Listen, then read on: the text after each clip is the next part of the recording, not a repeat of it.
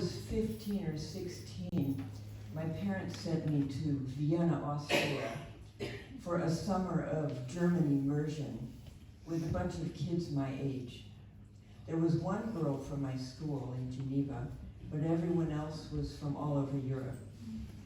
Vienna is a beautiful city, and it should have been a fun time, but it wasn't. But that's another story. While we were there, Russia invaded the neighboring Czechoslovakia.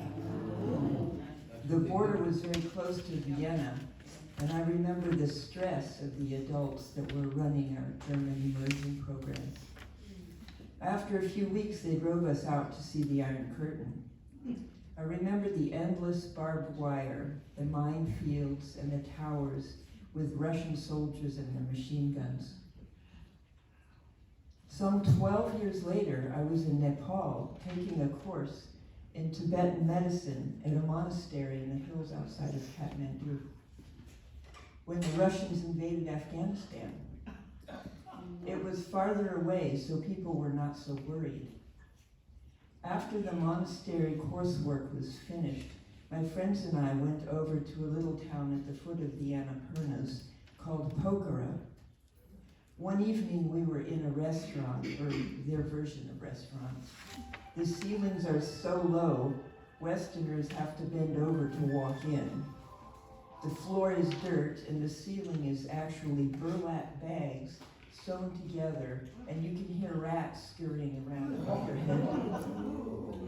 On the walls are strange-looking spiders the size of a man's hand.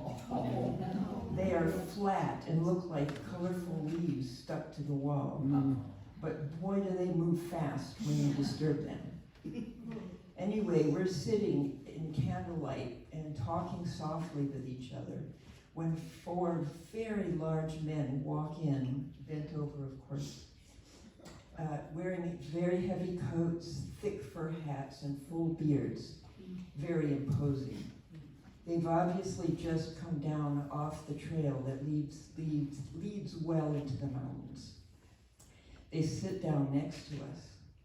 At some point, they heard us talking, and one of them turned to us and says, "You're Americans?"